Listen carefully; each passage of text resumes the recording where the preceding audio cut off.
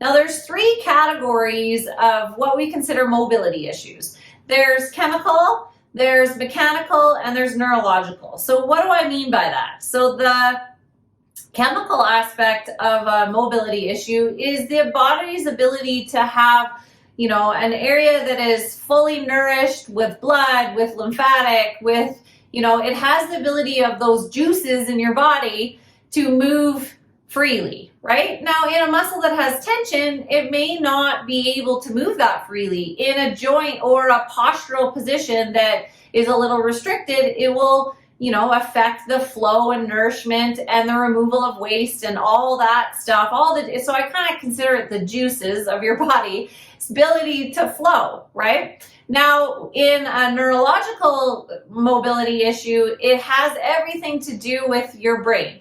Now, it could be that you had pain in an area. It could be that you had an incident. It really, how it happens is your body makes these subconscious decisions that is like deemed not safe, take a different route. So it comes down to how your patterns in how you move, right? If you have a painful knee, you'll make adaptations without even thinking about it, out of that fight or flight or survival mode. And sometimes the decisions that your brain makes actually feeds the problem rather than changing the problem. So it's the whole neurological aspect to a mobility issue has everything to do with your body going, don't do that, do something else, okay? Then when it comes to the mechanical aspect, it has to do with whether a joint's not moving properly, or whether you've had a fusion, or all these different reasons why a joint may not move properly.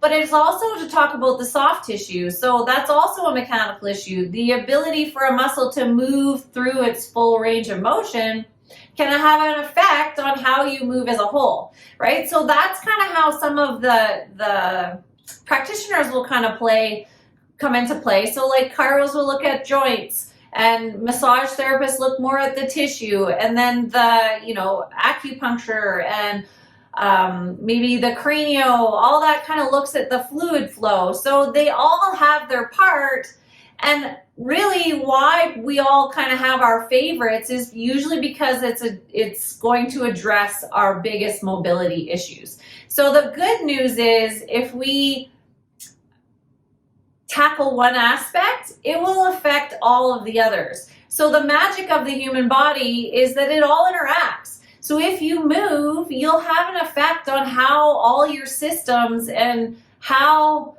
everything interacts. So it's not like you have this giant list of to-dos. It's about finding what works for you and that's most efficient. And really, that's what we're here to challenge you on, is to find what's missing so that you don't feel like you have this giant list of to-dos.